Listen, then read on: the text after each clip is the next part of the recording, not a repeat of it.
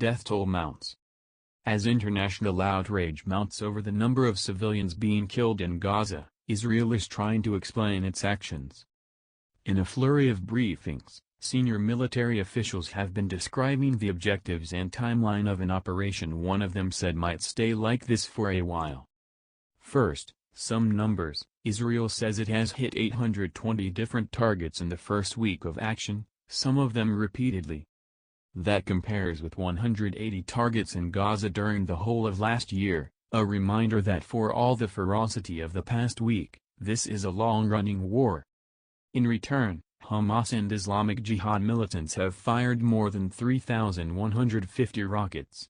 In 2019, by comparison, a total of 2,045 rocket launches were recorded, another reminder. Israel's Operation Guardian of the Walls began with attacks on Hamas tunnels close to the border fence with Israel. Defense of Israel's nearby communities, some of which are within a few hundred meters of the fence, was a top priority. Next came everything associated with missiles, including launchers, manufacturing centers, closely followed by an all-out assault on Hamas's entire military infrastructure, including hundreds of miles of underground tunnels Israel's military calls the metro. When this phase began, with a ferocious bombardment on Thursday night, terrified civilians fled, fearing an imminent ground invasion. It's been during this crucial phase, described by Israeli officials as the centerpiece of the operation, that the number of Palestinians killed started to rise dramatically. A word, here, about who those people are. It's the subject of sharply differing narratives. Jonathan Kenrickis, spokesman for the Israel Defense Forces, IDF, says at least 130 of the close to 200 Palestinians killed so far have been combatants. He says this is the most conservative estimate.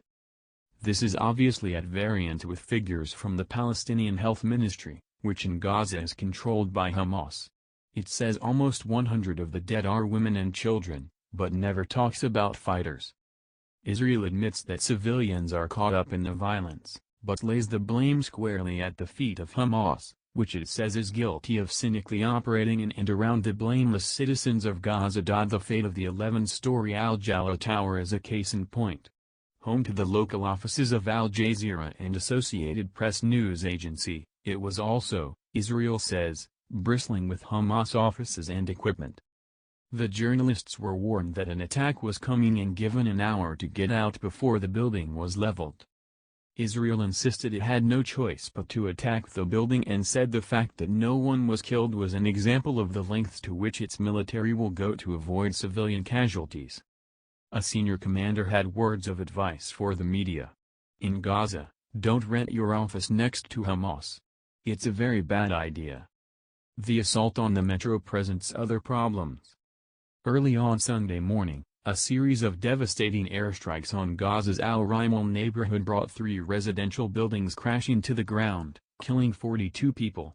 It was the deadliest single attack so far. Again, Israel blames Hamas and what one officer called this crazy underground infrastructure.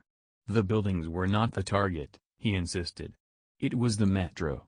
But when part of the tunnel network collapsed, nearby foundations collapsed too.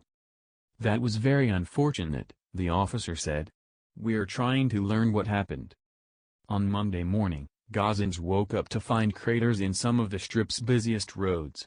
Naturally, they assumed their civilian infrastructure was now being attacked. Not so, Israel said. Again, it was all about the tunnels. And there's the problem.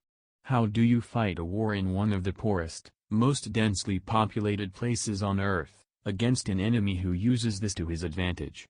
How do you defend your own population from harm when almost everything you do affects innocent civilians?